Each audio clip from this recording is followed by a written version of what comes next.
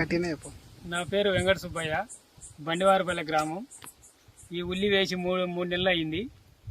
ఈ 3 నెలలకు గాను నేను 2 నెలల 10 రోజులప్పుడు ఈ ఏరిస్ న్యూట్రిషన్ బ్యాగ్ వాడిన.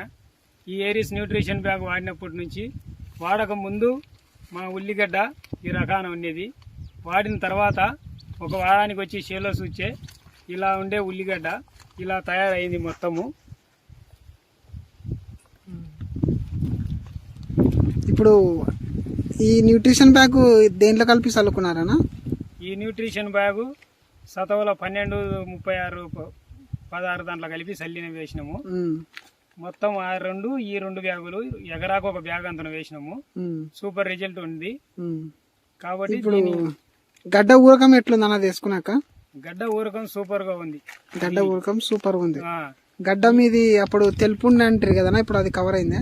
ఇంకొకటి కూడా ముఖ్య విషయం ఏంటంటే నా గడ్డ కొంచెం తెలుపు ఉండేది, కానీ నేను ఎర్ర షీటే చల్లినా. ఈ గడ్డ ఈ సతవ వేసినాక ఈ న్యూట్రిషన్ బ్యాగ్ గడ్డ కూడా ఎరుపు సూపర్ గా వచ్చింది. ఎరుపు కూడా అందరూ చూసి కూడా ఎర్రగడ్డనే అనుకుంటారు. మళ్ళీ బయట నుంచి పోయి ఎర్రగా తిరిగేసరికి ఏం వాడినా కానీ మనం ఏరిస్ న్యూట్రిషన్ బ్యాగ్ వేసినాము.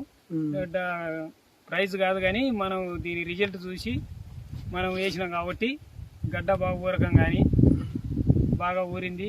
గడ్డ ఎరుపు కానీ సూపర్ గా వచ్చింది. ఇప్పుడు అది న్యూట్రిషన్ బ్యాగ్ రేట్ ఎక్కువ కదా, మళ్ళీ వేసుకున్నాక మళ్ళీ రైతు సాటిస్ఫై అవుతా, మంచి రిజల్ట్. నేను కూడా అదే అనుకునే మొదట్లో, అది కూడా చెప్తాం అనుకునే విషయం ఏంటి అంటే రేటు కూడా ఎక్కువే. 10 కేజీలకు ఇంత రేటు పెట్టడం ఏందని మొదట్లో అనుకున్నా. కానీ నేను రేట్లలో మటుకు గిల్లి మంచినే. కాకపోతే దీని రిజల్ట్ వాడిన తర్వాత చూస్తే రేటు పెట్టడం అసలు ఎక్కువనే అనిపించలేదు నాకైతే. దాని వరకు సమస్య లేదు. రేటు వరకు వాడిన తర్వాత మనకు సాటిస్ఫై అనిపించదు. వేరే ఉల్లి రైతులు కానీ ఏ క్రాప్ అయినా మేమైతే ఉల్లిలా తర్వాత వరిలో మిరపలో సజెస్ట్ చేస్తాం, వాడుకుంటే మంచి రిజల్ట్ ఉంటుంది. దాంట్లో మంచి రిజల్ట్, సూపర్ గా రిజల్ట్ ఉంటది.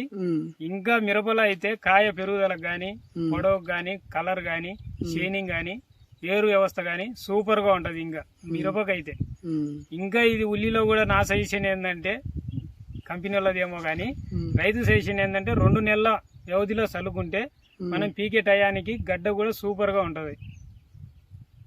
సరే అన్న, రైట్ అన్న, థ్యాంక్స్.